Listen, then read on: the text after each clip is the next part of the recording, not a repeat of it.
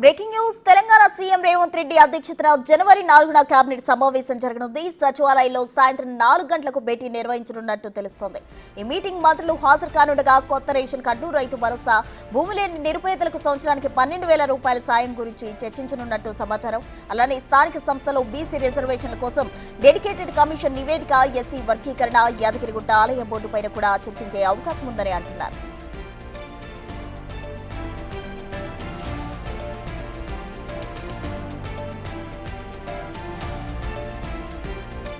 CM Revanth Reddy అధ్యక్షతన జనవరి 4వ తేదీన కేబినెట్ సమావేశం జరగనుంది. సచివాలయంలో సాయంత్రం 4 గంటలకు భేటీ నిర్వహించే అవకాశం కనిపిస్తుంది. అయితే మీటింగ్ లో మంత్రులు హాజరవనున్నారు. ఇంకా కొత్త రేషన్ కార్డులు, రైతు భరోసా తదితర అంశాలపై కూడా చర్చించే అవకాశం కనిపిస్తుంది. అలానే స్థానిక సంస్థలో బీసీ రిజర్వేషన్ల కోసం డెడికేటెడ్ కమిషన్ నివేదిక, ఎస్సీ వర్గీకరణ, ఇంకా పలు అంశాలపై కూడా చర్చించే అవకాశం కనిపిస్తుంది.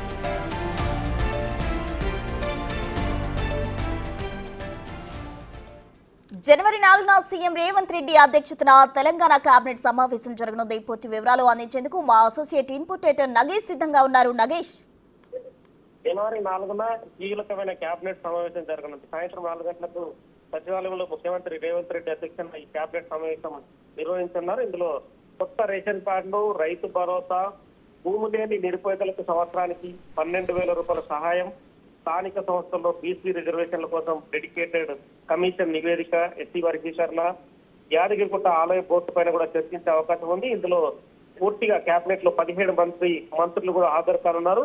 రైతు భరోసాకు సంబంధించి ముఖ్యంగా వీటి విధానాలను ఈ కేబినెట్ లో రూపొందించున్నారు. అంటే అది 5 ఎకరాల 10 ఎకరాల ఎంతమందికి వేయాలనేది కూడా నిర్ణయిస్తున్నారు. ఇప్పటికే చాలా వరకు ప్రభుత్వ భూములు కూడా ప్రైవేట్ వ్యక్తుల పేరు మీద కూడా రిజిస్ట్రేషన్ అయ్యాయి. వాళ్ళంతా కూడా ధరణిలో ఉన్నారు. వాళ్ళందరికీ ఎవరనేది కూడా గుర్తించనున్నారు. ఇప్పటికే ఒక రిపోర్ట్ కూడా ప్రభుత్వానికి అందినట్టుగా తెలుస్తుంది. ఎందుకంటే భూమికి సంబంధించిన ఈ మధ్య ధరణి సమితి ఏదైతే ఉందో ఆ సమితి కూడా ఎక్కడెక్కడ ప్రభుత్వ భూములు ప్రైవేట్ వ్యక్తుల పేర్ల మీద, రియల్ ఎస్టేట్ కంపెనీ పేర్ల మీద రిజిస్ట్రేషన్ అయిందో వాటన్నిటి కూడా కోట్లాది రూపాయల రైతు బంధు పడుతుంది. అవన్నీ కూడా పడకుండా ఈసారి రైతు భరోసాలో చర్యలు తీసుకోనున్నారు.